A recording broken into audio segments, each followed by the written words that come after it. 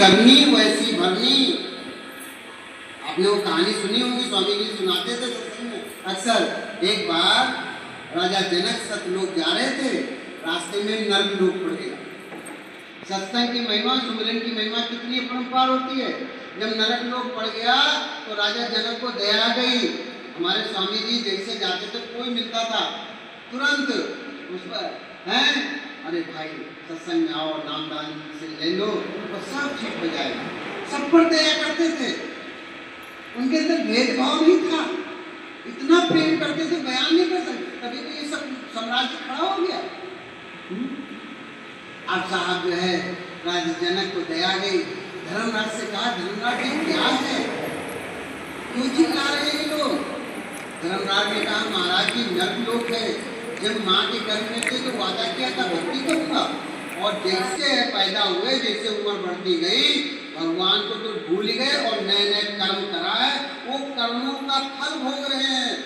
जिसने उंगली से कर्म किया उसकी उंगली काटी जा रही, जिसने आंख से कर्म किया आंख फोड़ी जा रही है। वो कर्मों का फल दिया जा रहा। राजा जनक को दया, बोले धर्मराज इनका कैसे छुटकारा होगा? धर्मराज ने कहा, कोई संत सतगुरु अपने सत्संग का, अपने सुमिरन का थोड़ा फल दे दे, इनका जीवन सफल है। आज इतिहास गवाह है, राजा जनक ने केवल 2.5 घड़ी सत्संग की महिमा का फल दिया, सुमिरन की महिमा का फल दिया, सारा नर्क लोक खा लिया। इतनी बड़ी सत्संग की महिमा होती। तभी तो गोस्वामी जी ने कहा, संत समागम हरि कथा, तुलसी दुर्लभ लोय, सुतदारा लक्ष्मी पापी के घरोय। अरे धन दौलत जमीन जायदाद लड़के बच्चे कोई खास बात नहीं, ये तो सबके पास होते हैं। अरे खास बात क्या है, वो लोग बड़े भाग्यशाली होते हैं जो संत समागम हरि कथा परमात्मा की याद में करते हैं, वही समझ। तो भाई ये थोड़ा सा मौका मिला है, बड़ी दया है। हम सब लोग भाग्यशाली हैं, सत्संग मिला है।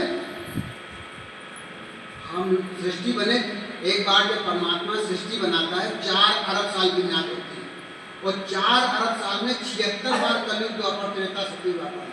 और स्वामी जी कहते थे 2 अरब साल हो चुके हैं। 2 अरब साल में न जाने हम कितने बार कीड़े मकोड़े बने होंगे, न जाने कितने बार मनुष्य शरीर धारण किया होगा। आपके हमारे बहुत अच्छे भाग्य थे जो हमें नाम मिल गया। तो काम बनाना, और नहीं बनाएंगे तो स्वामी जी क्या कहते हैं, सोना काई ना लगे, लोहा घुन ना खाए, कितनो बुरा भला गुरु भगत, कबू नरक नहीं जाए। नरक नहीं जाएगा। पूर्ण संत का जो शिष्य होगा वो 84 में नहीं जाएगा, मनुष्य शरीर से नीचे नहीं जाता, इतनी गारंटी होती है। और चाहे इतना निकम्मा हो, चौथे जन्म में उसको जरूर मोक्ष कराएंगे। जैसे कबीर साहब ने, कहानी बहुत बड़ी है, जैसे कबीर साहब ने मीरा, नीमा और नीरू को कराया चौथे जन्म में। पहले जन्म में सुपथ भगत और भक्तिन थे, दूसरे जन्म में ब्राह्मण और ब्राह्मणी थे, तीसरे जन्म में खत्री खतराइन थे, मगर चौथे जन्म में नूरा नीमा तब सामने मोक्ष। तो भाई हम क्यों ना अपना काम बना लें? अपना काम बनाने के लिए हमें कुछ करना थोड़ा है, ना घर छोड़ना है, ना परिवार छोड़ना है, ना बीवी बच्चे छोड़ने हैं, ना धन दौलत छोड़ना, ना जमीन जायदाद। हमारे स्वामी जी कहते खूब मेहनत करो, खूब पैसा कमाओ, खूब जमीन जायदाद इकट्ठा करो, खूब अपने लड़के बच्चों को पढ़ाओ लिखाओ, अच्छे संस्कार दो, और माता पिता की सेवा करते हुए, घर परिवार की जिम्मेदारी निभाते हुए हाथ कारबल क्रिया, हाथ काम में ध्यान में उधर रखना है। ऐसे ध्यान रखना है, कैसे रखना? जैसे माता बहनें रोटी बनाती घर में, सुबह काम बहुत होता है बहनों के पास। अब क्या होता है, सारे काम करती है, गैस भी जल रही, दूध भी पक रहा, नाश्ता भी, बस्ता भी, और ये भी ध्यान रखता है छोटा वाला भैया बेटा कहीं बाहर ना निकल जाए। ध्यान छोटे वाले पर होता है। ठीक इसी तरह सारे काम करते हुए ध्यान मालिक, बस मालिक किसी चीज का भूखा थोड़ा है, वो आपके प्रेम का भूखा है, भाव का भूखा है। जब सच्चा प्रेम, सच्चा भाव बन जाएगा तो कबीर साहब ने कहा, गुरु बसे बनारसी शिक्षा समुद्र तीर, एक पन्ना बिसरे जो गुरु हुए शरीर। गुरु बनारस में रहता हो, 7 समुद्र पार हो, एक पल अलग नहीं रहता, इतनी बड़ी। तो स्वामी जी अक्सर एक कहानी सुनाते थे, वो मैं आपको सुनाऊंगा। कहते हैं कि जो है एक राजा था, राज्य था, राजा, वहाँ राजा नियम था, राजा 5 साल के लिए गद्दी पर बैठा था, नियम था। 5 साल बाद गद्दी से उतार के और नाव में बैठाल के नदी पार छोड़ देते थे। नदी पार बहुत बड़ा जंगल था, वहाँ शेर खा जाते, शेर सीधे जंगल जाते, बाद में कुत्ते हड्डी चील कौवा नोचते थे। ऐसे नहीं 5 साल के लिए मुख्यमंत्री बनते हैं, प्रधानमंत्री, तो जब 5 साल पूरे हो गए तो रुआसे, इस टाइम इलेक्शन जहाँ है रुआसे हैं, पता नहीं दोबारा जीते कि नहीं जीतेंगे। तो ऐसे क्या हुआ, एक राजा आप जैसा ज्ञानी राजा था, जो पूर्ण संपूर्ण से जुड़ा था। जब वो गद्दी पर बैठा तो उसने कहा मैं राजा हूँ, बोले हाँ जी आप राजा हैं, 5 साल में। और 5 साल के बाद नाव में बैठा के नदी पार छोड़ गए और जंगली जानवर खा जाएंगे। अब की जो बैठा था राजा आप जैसा ज्ञानी था, उसे पता था 5 साल बाद हमें नाव बैठा के छोड़ देंगे। जैसे हम लोगों सबको पता है 60-70 साल 80 साल बाद हम मरेंगे और कुछ साथ नहीं जाएगा और कोई नाम नहीं लेगा। मरते लोग क्या कहेंगे, हमारी खोल लो, बड़के की नजर होगी, छटके की नजर होगी, समझ रहे बात। आप साहब वही हुआ, राजा आप जैसा जो ज्ञानी था बोला ऐसा करो, 400-500 आदमी आओ, अच्छे कारीगर सब लाओ, पूरा जंगल काट लिया। गए अच्छे कारीगर और जंगल काट लिया। अब जंगल काट लिया जब, तो साहब क्या हुआ, लौट गया है 2-2.5 साल जंगल कट गया। राजा साहब जंगल कट गया, बोले अच्छे कारीगर जाओ, एक बहुत सुंदर वहाँ महल बनाओ, ऐसा महल बनाओ हर चीज़ की सुविधा हो जाए। 2.5 साल में महल तैयार। जैसे 5 साल पूरे हुए, पहले वाले राजा रोते थे, हाथ पैर जोड़ते थे, खींचते थे जब, मगर जो आप जैसा ज्ञानी राजा था, जो मिशन से जुड़ा था, सत्संगी था, भगत था, जिसको पता था, तैयारी कर ली थी, वो हंसते हंसते गया, नाव में बैठ गया और नदी पर जैसे छोड़ा महल में घुस गया। तो भाई हम लोगों को जाना तो है, क्यों ना तैयारी कर लो। मरना सब कोई कहे, मरना न जाने कोई, और राम दुआरे जो मरे फिर मरना ना हो। ऐसे मरने से क्या फायदा, घर वाले परेशान, मोहल्ले वाले परेशान, रिश्तेदार परेशान, मर ही नहीं रहा। हमसे तो अक्सर लोग कहते सिमरान भैया हमारी दादी नहीं मर रही, बाबा नहीं मर रहे, चलो सत्संग कर दो चल के। सच बता रहा हूँ आपको, तो सबसे कठिन काम मरना है। अब जब मरना है तो तैयारी कर लो पहले, और ऐसी तैयारी कर लो, हम आए संसार में जग हंसा हम हुए, ऐसी करनी कर चलो, हम हंसे जग लो, हंसते हंसते चले जाओ, ऐसी करनी कर। जिस मरने से जग डरे मेरे मन आनंद, और कब मरूं कब पाऊं पूर्ण परमानंद, पूर्ण परमानंद। कहते अब ऐसी अवस्था हो जाए, और ऐसी अवस्था के लिए कुछ करना थोड़ो, बस स्वामी जी के हुक्म पर चलना। स्वामी जी का हुक्म यही है, हाथ कारबल, हाथ काम में ध्यान, अपने गुरु पर पक्का भरोसा रखो। सूरा ऐसा जानिए लड़े धनी के हेत, पुर्जा कट मरे तमू न छाड़े के। कहते हैं ऐसा प्यार, हमारा प्यार ऐसा होना चाहिए गुरु के प्रति, ऐसा होना चाहिए जैसे गोस्वामी तुलसीदास जी का था। गोस्वामी तुलसीदास भगवान राम से प्रेम करते थे। जब मथुरा में गए, भगवान श्री कृष्ण का मंदिर था, मथुरा गए तो सब लोग भगवान श्री कृष्ण के आगे मत्था टिकाते थे। गोस्वामी जी कहने लगे नहीं, हमारा मुरली वाले का आगे मत्था नहीं टिकेगा, हमारा तो जिनके कंधे पर धनुष बाण पड़ा होगा भगवान श्री राम के आगे टिके। तब गोस्वामी जी ने क्या कहा, कहूँ छवि आपकी भले भले हो नाथ, और तुलसी मस्तक तक नवे जब धनुष बाण लो। मुरली हट गई, उनको धनुष बाण दिखने लगा, राम और कृष्ण है तो एक ही। तब उन्होंने प्रणाम किया। तो ऐसा अपने गुरु पर पक्का भरोसा होना चाहिए। जब पक्का भरोसा होगा, चाहे जितने हमारे कर्म खराब हों, चाहे जितनी बड़ी व्याधा हमारे कर्म लिखी हो, चाहे जितने कष्ट लिखे हों, चाहे जितने दुख लिखे हों, बड़ी आसानी से कट जाएंगे, पता तक नहीं लगेगा। अगर पैर कटने वाला होगा तो इसमें खरोच लग जाएगी। गुरु ऐसे कटवाता है, क्यों? हम गुरु के जीव हैं, गुरु हमको प्यार करता है। और एक चीज़ आपको बताऊँ, स्वामी जी संसारिक चीज़ें बनाने नहीं आए, इसलिए बना रहे हैं। एक बार हमने पूछा स्वामी से, स्वामी जी बोले ये हमारे जीव हैं, अगर इनके संसारिक काम नहीं बनाऊंगा तो ये भाग जाएंगे, इसलिए इनको जोड़ने के लिए इनके संसारिक काम बना रहे हैं, क्योंकि हमारे जीव हैं, इनकी भक्ति करा के, इनके कर्म करवा के हमें इनके मोक्ष कराना है। ऐसे संत मिले, हम सब लोग बड़े भाग्यशाली, ऐसा रास्ता मिला। तो भाई स्वामी जी मिले और वो किसी चीज़ के नहीं पूछे, भाव के। गुरु केवल भाव का मौका होता है, भाव की ही महिमा है। भाव जो सच्चा बन जाता है तो हमारे साथ वो रहता, हमें संग रहता है। और एक बार हमारी धारा जुड़ने में परेशानी होती है, जब हमारी आत्मा परमात्मा से जुड़ जाती है तो हम कहीं भी रहें, जैसे याद करेंगे वो तुरंत आपको मैं इस पर एक कहानी सुनाता हूँ। कहानी सुना के बाद समाप्त करता हूँ, समय हो गया। हम इसकी तरफ देख रहे थे क्योंकि 5 बजे चाय का है। तो छोटी सी कहानी है, संत नामदेव जी के, बहुत बड़े संत हैं, बाल्यावस्था थी उनकी। देखो भाव का खेल है सारा।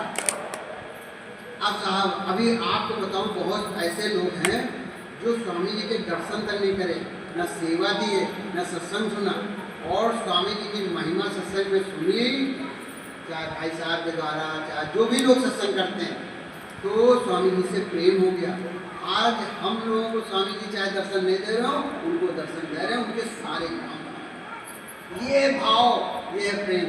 तो संत नामदेव जी थे, 10 साल की आयु थी, उनके पिताजी ठाकुर जी के भगत थे।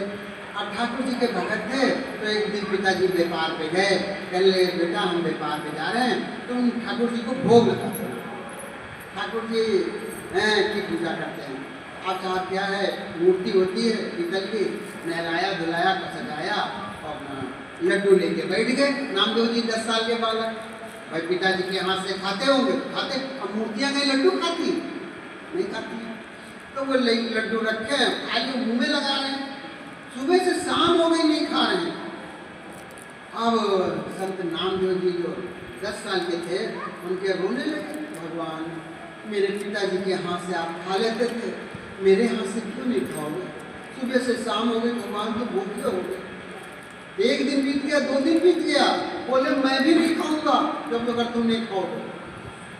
3 दिन बीत गए, चौथे दिन पूरा ब्रह्मांड निकल गया, स्वयं भगवान को प्रकट होना पड़ा ठाकुर के रूप। और उन्होंने कहा भगला है, उन्होंने लड्डू खाया और अपने हाथ से भगवान ने भक्त को नामदेव जी को लड्डू खाया। जब पिताजी लौट के आए नामदेव जी के, तो बोले पिताजी ठाकुर जी आए थे और लड्डू हमने खिलाया उनको। पिताजी सोचा बच्चा है, मूर्ति लड्डू तो खाती नहीं, जब मेरे हाथ से आज तक नहीं खाई तो इसके एक खाली नहीं है। तो अक्सर उनके साथ ऐसा होता था, व्यापार पे जाते थे तो उनके दूध में लगा देते थे। अगर क्या पहली बार परेशानी हुई और जैसे वो दूसरी तीसरी बार गए, बेटा ठाकुर जी को भोग लगा देना, जैसे याद किया भगवान हाजिर, अब भगवान उनको लड्डू खिला रहे हैं, वो उनको खिला रहे हैं। पिताजी के अंदर एक बार ये हुआ कि ऐसा ना हो यही लड्डू खाता होगा और ठाकुर जी खा रहे हैं। पिताजी झूठ मूठ बोले हम जा रहे हैं व्यापार के लिए, गए 2-4 किलोमीटर और लौट गया, देखा भगवान बैठे हैं और दोनों मस्ती की बातें कर रहे हैं और लड्डू खा रहे हैं, ना हमारा बेटा नामदेव और भगवान दोनों ठाकुर जी। ये देख के नामदेव जी के पिता के आंखों से आंसू निकाला, रो पड़े और जो है अपने पुत्र को गले लगा दिया, बेटा धन्य है तू, पैरों की तरफ भागे, पुत्र के पैरों की तरफ, बेटा तेरी वजह से मुझे आज ठाकुर जी के दर्शन। तो भाई भक्त के बस में भगवान भाव। ऐसे स्वामी जी महाराज ने आखिर में प्रार्थना है कि साईं ना दीजिए जाने कुटुंब समाज, मैं भी भूखा ना रहूं साधु न भूखा। महाराज ने चरणों में लगा रखी। अब 2 मिनट का ध्यान फिर सब लोग बैठे और उसके बाद प्रार्थना होगी और उसके बाद चाय साथ देंगे।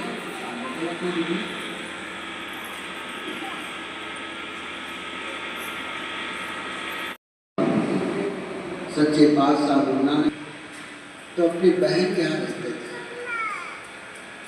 जो संत होते हैं मेहनत करके अपना जीवन चलाते हैं।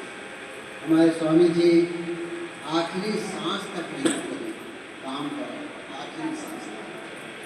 आखिरी दिन भी वो डॉक्टर ठकराल के साथ मेडिकल कॉलेज बनाने की मीटिंग लगी थी तो आखिरी सांस तक। तो बाल्य अवस्था में वो कहने लगे बहन से कि हम ऐसे नहीं खाएंगे, फ्री में बैठे खाली खाली बैठे, हमें कहीं काम नहीं होगा। तो बहन ने लाला जी के यहाँ, सेठ जी के यहाँ अनाज तोड़ने को कहा। अनाज तोड़ रहे थे। अनाज तोड़ने के टाइम कहते ना 1 है 1, 2 है 2, 3 है 3, 4 है 4। जब 13 का नंबर आया, 13 है 13, समाधि लगी, सारा गोदाम खाली हो गया और 13 है 13, 13 है 13। सेठ जी आए, देखा गोदाम में एक दाना नहीं है और 13 से ऊपर बढ़ा नहीं, सब दे दिया। सेठ जी को गुस्सा आया, बड़े जोर से ऐसे हिलाया, आंखें खुली तो देखा गोदाम में एक दाना पड़ा। तो जीवन में याद रखना, जो उसके लिए अर्पण है वो उसके लिए, वो कभी किसी का एहसान नहीं होता। उसके लिए एक कदम बढ़ा के चलो, वो 1000 कदम चलने में 1 मिनट का ध्यान करो, वो 24 घंटा ध्यान करो। न मानो ये बातें आजमा के देखो। आप सब लोग आए हैं, स्वामी जी ने बुलाया है। स्वामी जी कहते कोई आता नहीं, हम बुलाते हैं, और किसी की बस की बात नहीं, भक्ति कर ले, हम करवाते हैं, तभी वो करता है। तो आज हम सब लोग बैठे हैं, स्वामी जी का जन्म दिवस भंडारा मना रहे हैं। ये समय लिखा जाए और इस समय का लाभ मिलेगा। कितना लाभ मिलेगा? कहा 1 घड़ी आधी से पुण्यात और तुलसी संगत साधु की हरे कोटि अपराध। कहा 1 घड़ी से आधी घड़ी से आधी घड़ी, थोड़ा सा समय किसी बहाने मालिक की याद में निकल गया, करोड़ों जन्म के जो कर्म चढ़े हो खत्म। इतनी बड़ी मालिक की याद है। तभी तो पलटू साहब ने कहा, पलटू लेखा कर्म का संत देते हैं मेट, और दिल नहीं साचा अपना तासे लागे थे। इसलिए देर लगती है, हमारा भरोसा नहीं बनता, भरोसा नहीं बनता। और भरोसा बनने कौन नहीं देता? मन बड़ा बेटा। और ये मन कहो, एक मिनट हम क्या कराते, कुछ नहीं। आप लोग टीवी में देखते हो रोज, रोज टीवी में समाचार में देखते हो, जरा सी बात, लड़का शराबी हो गया, मम्मी पापा ने शराब के पैसे नहीं दिए, उनने मम्मी पापा को। एक लड़का गेम खेल रहा था, गेम खेलता था, मम्मी पापा ने डांटा तो इतना गुस्से में आया, उसने बैट उठाया, मम्मी के मारा, वो मर गई। लड़की बहन बचाने आई, बहन के मारा। 11 साल का बताइए। आए थे हरिभजन को होटल लगे के पास, वादा करके आए थे हम परमात्मा की भक्ति करेंगे, और संसार में देखो हम कैसे। हम कोई भगवान का एहसान नहीं करें गुरु महाराज का, हम वादा करके आए। कबीरा वो दिन याद कर पर ऊपर तब शीश, अमृत लोक में आए के विसर्ग हो जगदीश। वो दिन याद करो जब माँ के घर में उल्टा लटके थे। आज संसार की जनसंख्या लगभग 11 अरब है पूरे विश्व की। सबसे ज्यादा दुनिया में ईसाई हैं, और दूसरे नंबर पर मुसलमान है, तीसरे नंबर पर बौद्ध है, और चौथे नंबर पर हिंदू है।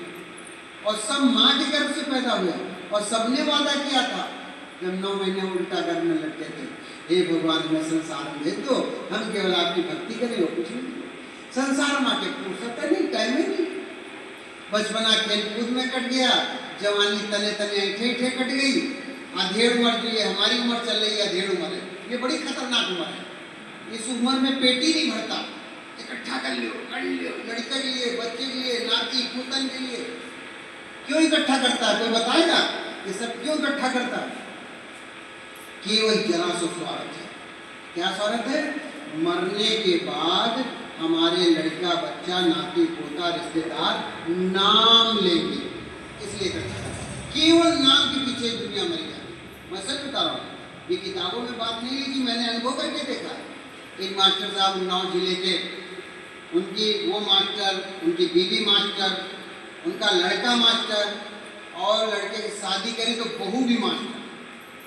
आजकल मास्टर साहब को पता कितनी संख्या मिलती, करीब 90,000, और 4 मास्टर, 200 बीघा जमीन, ट्रैक्टर, भैंस, सब कुछ। और मास्टर साहब से मैंने कहा, हमारे स्वामी जी ने यही तो किया, गांव गांव में, गली गली में इसीलिए गए कि कसाई के हाथ से बकरा बच जाए, मतलब दोबारा जन्म लेके ना आना पड़ा, इसीलिए तो सत्संग सुनाया।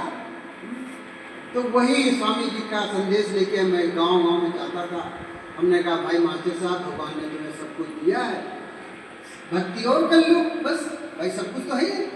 मास्टर साहब को टाइम नहीं, फुर्सत नहीं है। अच्छा, स्वामी जी का हुक्म, तो जब मिले मास्टर साहब तो उनका माँ साहब भक्ति कर लो। बोले अच्छा रिटायर हो जाएंगे तो हम ले लेंगे भक्ति, तुम्हारे सत्संग में आया करेंगे और भक्ति ले लेंगे।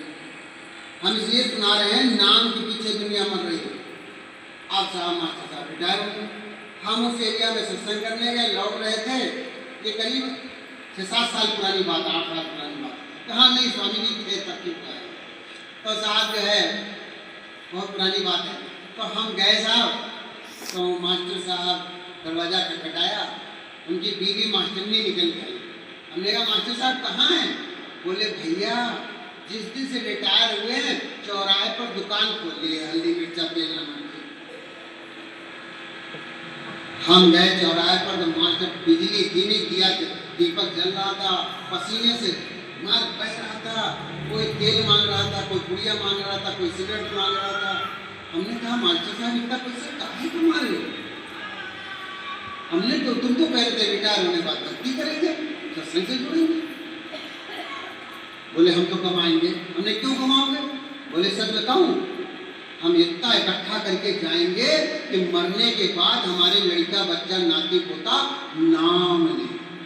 उस दिन से मेरे दिमाग में ये बात बैठ गई है, सारी दुनिया नाम के पीछे मर रही है। और मैं कह रहा हूँ कोई नहीं मरने के बाद नाम लेगा।